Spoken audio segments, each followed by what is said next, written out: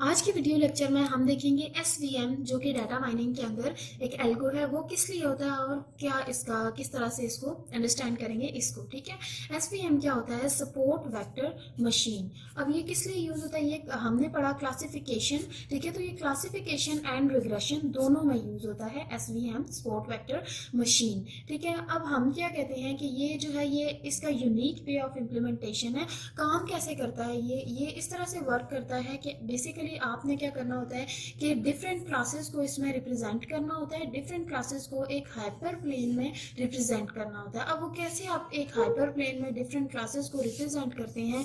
For example आप देखिए हमारे पास क्या है, हम एक ड्रॉ कर लेते हैं ग्राफ।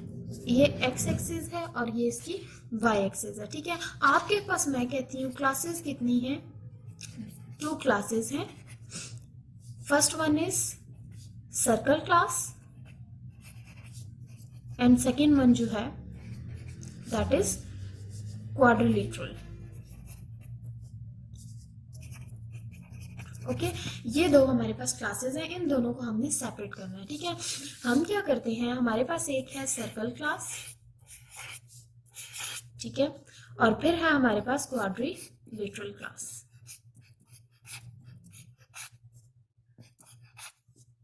ठीक है, अब ये दो डिफरेंट क्लासेस हैं, इनको हम कैसे सेपरेट करते हैं? इनके दरमियान हम यहाँ पे एक मिड में लाइन ड्रॉ कर देते हैं। ठीक है, ये लाइन ड्रॉ की और एक लाइन जो होती है वो हम एक इस वाली क्लास के साथ ड्रॉ कर देते हैं और एक बिल्कुल सर्कल वाली क्लास के साथ हम ये बिल्कुल इसके साथ ड्रॉ करनी है, इसके ऊपर ड्रॉ नहीं करनी। ठीक है, ये बिल्कुल हम एक इसके साथ ड्रॉ कर देते हैं। ठीक है, अब ये जो मिड वाली लाइन है ना, इसको हम क्या कहते हैं? ये जो मिड वाली लाइन है वो हमारे पास क्या होती है?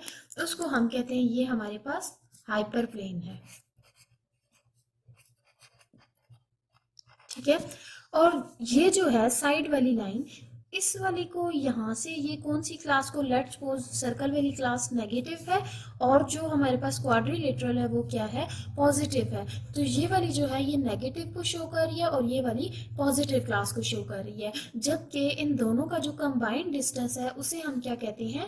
मार्जिन कहते हैं। कंबाइंड डिस्टेंस को हम मार्जिन कहते हैं। अब और ये वाली जो है, ये जो क्वाड्रिलेटरल की क्लास है और ये जो हमारे पास सर्कल की क्लास है, इन्हें हम क्या कहते हैं कि ये हमारे पास क्या है? सपोर्ट वेक्टर्स हैं। ये भी सपोर्ट वेक्टर है और हमारे पास ये भी सपोर्ट वेक्टर है। ठीक है, यानी ये हमने रिप्रेजेंट कर दिया एक हाइपर प्लेन में। हम इसमें क्या करते हैं कि सपोर्ट वेक्टर मशीन में हमने ये देखा कि हमारे पास सपोर्ट वेक्टर मशीन क्या होती है? सपोर्ट वेक्टर मशीन जो होती है वो दो के लिए यूज होती है, क्लासिफिकेशन एंड रिग्रेशन। क्वेश्चन ये है कि हमारे पास ये सुपरवाइज्ड लर्निंग एल्गोरिदम है या अनसुपरवाइज्ड है? तो ये हमारे पास सुपरवाइज्ड लर्निंग एल्गोरिदम है। ठीक है, और ये किस लिए यूज होती है? क्लासिफिकेशन एंड रिग्रेशन के लिए यूज होती है और इसका यूनिक वे ऑफ इम्प्लीमेंटेशन होता है। और ये कैसे काम करती है? इसमें हमें एक हाइपर प्लेन बनाना होता है डिफरेंट क्लासेस को रिप्रेजेंट करने के लिए। ठीक है, अगर तो मेरे पास लेट्स सपोज मेरे पास होता कि इस तरह से सर्कल में हमने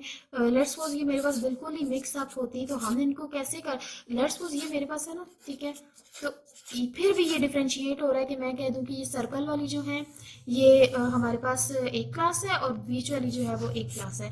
लेकिन अगर बिल्कुल ही मिक्स अप होती हैं तो इनमें डिफ्रेंशिएट करना मुश्किल हो जाता है कि कौन सी क्लास, हम क्लासेस को डिफ्रेंशिएट नहीं कर सकते। तो बेस्ट अप्रोच है कि आप इस तरह से एक हाइपर प्लेन में दो या दो से ज़्यादा जो डिफरेंट क्लासेस हैं उनको आप क्या करें? रिप्रेजेंट करें। उनको रिप्रेजेंट करने के लिए सिंपल एक तरीका है, अब ये जो मिड वाली लाइन है ये तो लगानी ही लगानी है ना, ये तो हमारा हाइपर प्लेन है, लेकिन इनके जो साइड पे आप दो लाइनें लगाएंगे ना, उसका ये मतलब है कि ये एक ना आपके पास हार्ड कवरिंग प्रोवाइड करेगा। ठीक है, ये इधर से भी इस वाली क्लास को भी, ताकि इस वाली क्लास के जो भी क्लास है वो भी डिफ्रेंशिएट हो सके और इस वाली क्लास के साथ, ताकि ये भी जो है ये डिफ्रेंशिएट हो सके, इससे पता लग सके कि ये वाली क्लास 1 है मेरे पास।